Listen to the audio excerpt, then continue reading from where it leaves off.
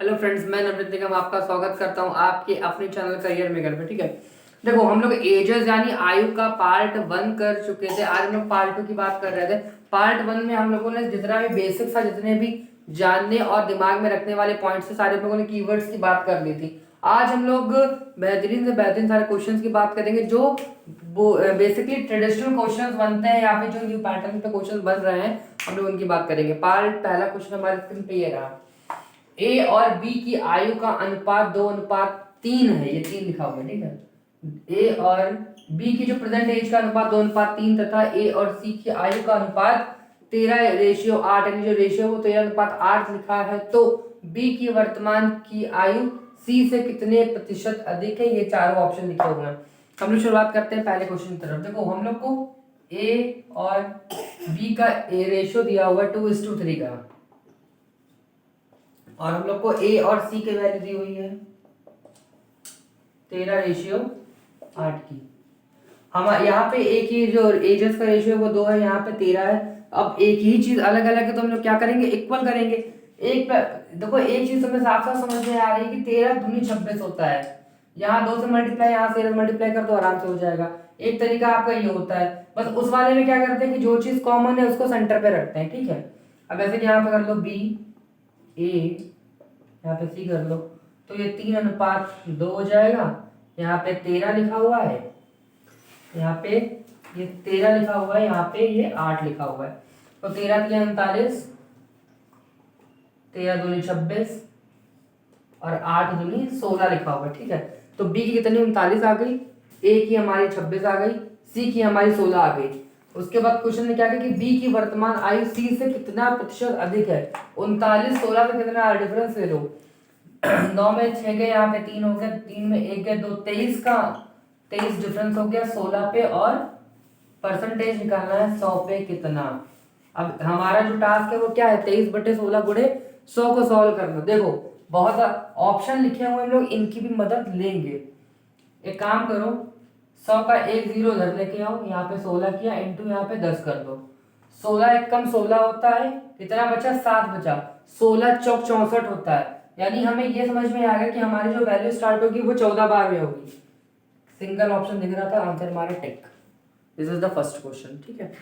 इसका फटाफट स्क्रीनशॉट ले लो।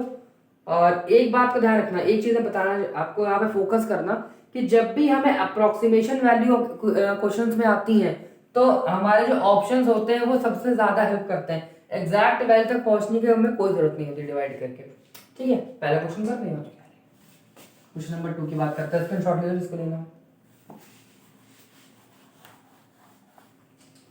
हम लोग अपने सेकंड क्वेश्चन की तरफ बढ़ते हैं। देखो किसमें क्या लिखा हुआ है कि आरती तथा उसकी जो माँ यानी उसकी जो मदर है, उसकी वर्तमान आयु प्रेजेंट एज का जो अनुपात रेशियो है वो 3:4 लिखा है, तथा आरती की माँ तथा उसके भाई की उम्र का अनुपात 9:4 है। यदि आरती का भाई आरती से 11 वर्ष छोटा हो तो उसकी माँ की एज निकालनी है। देखो इस क्वेश्चन को करने के लिए तुम ओरल बिंदास कर सकते हो। पहले ओरल देखें, चलो देखते हैं। देखो आरती तथा उसकी माँ की वर्तमान उम्र लिखी हुई है 3:4। यहाँ पे उसके भाई की उम्र का अनुपात उसकी माँ और भाई का, हमारे यहाँ पे 4 है, यहाँ पे 9 है, यानी रेशियो में डिफरेंस है, तो रेशियो क्या करने पड़ेंगे, इक्वल करने पड़ेंगे। ये आरती हो गई, मदर को M से डिनोट कर लो, ब्रदर को B से डिनोट कर लो। आरती और उसकी माँ का अनुपात 3:4 लिखा हुआ है। आरती की माँ और उसके भाई का अनुपात 9:4 लिखा हुआ है, ठीक है। रेशियो को इक्वल कर लो, 9 3 27, 9 चौक 36, 4 चौक 16, ठीक है। उसके बाद लिखा था कि यदि आरती का भाई आरती से 11 वर्ष छोटा है, डिफरेंस आरती और आरती के ब्रदर के बीच में कितना है, देखो 7 में 4 गए, 3 1 13। क्वेश्चन अगर फिर से चेकआउट कर दो, मुझे लगता है क्वेश्चन में कुछ गलती हो गई है। Just a wait.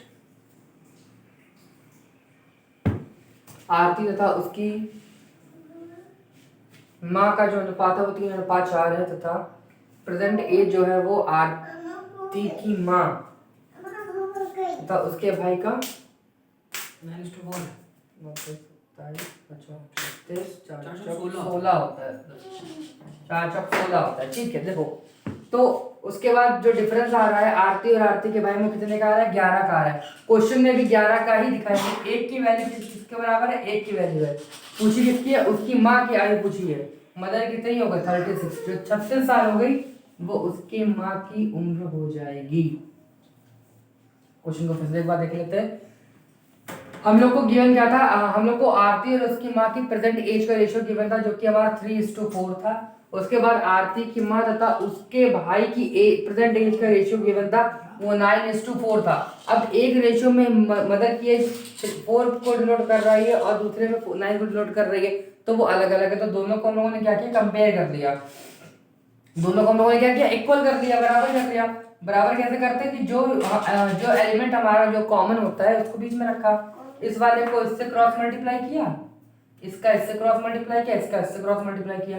9 × 27, 9 चौक 36, 4 चौक 16। उसके बाद क्वेश्चन में कंडीशन दी थी कि यदि आरती का भाई आरती से 11 साल छोटा है, रेशियो में भी 11 साल छोटा है, क्वेश्चन में भी 11 साल छोटा है, एक की वैल्यू एक, यानी ये सब जो रेशियो की वैल्यू है एग्जैक्ट वैल्यू दी है। आरती की उम्र पूछी गई थी, 36 साल आ रही थी, 36 हमारा क्या हो गया, आंसर हो गया। ठीक है, नेक्स्ट क्वेश्चन की तरफ बढ़े। नेक्स्ट क्वेश्चन की तरफ बढ़ते हैं हम लोग। हमारे नेक्स्ट क्वेश्चन, थर्ड क्वेश्चन की तरफ बढ़ते हैं। देखो ये क्वेश्चन अपने आप में इंपॉर्टेंट इसलिए है कि इस क्वेश्चन को जो अटेम्प्ट करने की अप्रोच है यार लिटरली वो बहुत पसंद है, क्योंकि ऐसी अप्रोच हम लोग अपने डीआई में पहले इस्तेमाल कर चुके हैं। क्या लिखा होगा देखो, यदि ए और बी की वर्तमान आयु का औसत एवरेज यानी 36 वर्ष है तथा उनकी वर्तमान आयु का जो अंतर है वो कितना दिया हुआ है, वो क्वेश्चन ने 32 वर्ष दिया है।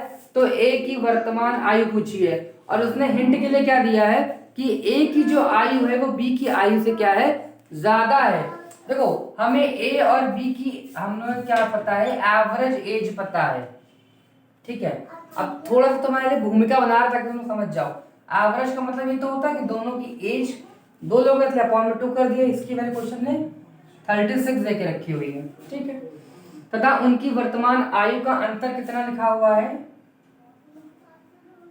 और ए बड़ा है इसलिए ए माइनस भी कर दिया, इसका अंतर हम लोग को 32 पता दिया गया है और ए की प्रेजेंट एज पूछी गई है। एक तरीका तो ये कहता है कि a प्लस बी बाई 2 लिखा हुआ है, इसको 2 से उधर मल्टीप्लाई कर दो तो a प्लस बी का सम निकल आएगा, फिर दोनों इक्वेशन से दोनों को सॉल्व कर देना, a की वैल्यू आ जाएगी। ये पहला तरीका। दूसरा जो बहुत ज्यादा अच्छा तरीका है, देखो हम लोग को a प्लस बी बाई 2 की वैल्यू क्वेश्चन ने गिवन करके रखी है, a माइनस बी की वैल्यू दी है। अगर हम इसको बाई 2 कर दे यानी इसका आधा कर दे तो हमें a माइनस बी बाई 2 की वैल्यू मालूम चल जाएगी, बिल्कुल मालूम चल जाएगी, कोई दिक्कत नहीं है। a प्लस बी बाई 2 की, a माइनस बी बाई 2 की, दोनों अगर a की वैल्यू निकालनी है इन दोनों को डायरेक्ट जोड़ दो, b की निकालनी है इनको डायरेक्ट घटा दो। वैल्यू किसकी पूछी गई है, a की पूछी गई। 36 और 16, 36 से 42, 42 10 52, 52 इज द करेक्ट आंसर। ये आ गया हम लोग का डायरेक्ट आंसर।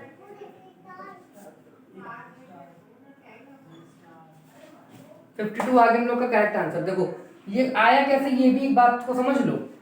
देखो a प्लस बी बाई 2 और a माइनस का b बाई 2, यही बात हमने बोली है। मैंने क्या कहा कि a की निकालनी थी, पहले वाले की तो उठा के जोड़ दो, ये बचता है क्या है 2, b से भी कैंसिल हो जाएगा, 2a/2 बचेगा, 2 कैंसिल, वैल्यू किसकी आ गई, a की वैल्यू आ गई। अगर a की वैल्यू आ गई इसीलिए हमने क्या किया कि a प्लस बी बाई 2 की वैल्यू दी हुई थी, a माइनस बी दिया था, उसका बाई 2 निकाल लिया, उठा के वैल्यू ऐड कर दी, हम लोग को फटाक से आंसर आ गया a का। अगर ये b का आंसर पूछा होता तो 36 में सीधा 16 कटा देते, आंसर कितना आता, 20 आ जाता। समझ रहे हो? तो जब इस तरह के क्वेश्चन एग्जाम में दिखेंगे तो वहां पे हम लोग को क्वेश्चंस को जल्दी अटेम्प्ट करने की अप्रोच यूज करनी है, ताकि गलत भी नहीं होगा और मुश्किल से 20 सेकंड, मैक्सिमम 20 सेकंड में आप फटाक से आंसर निकाल के टिक कर दोगे। ठीक है, इसका इसका इसका स्क्रीनशॉट जरूर ले लेना यार।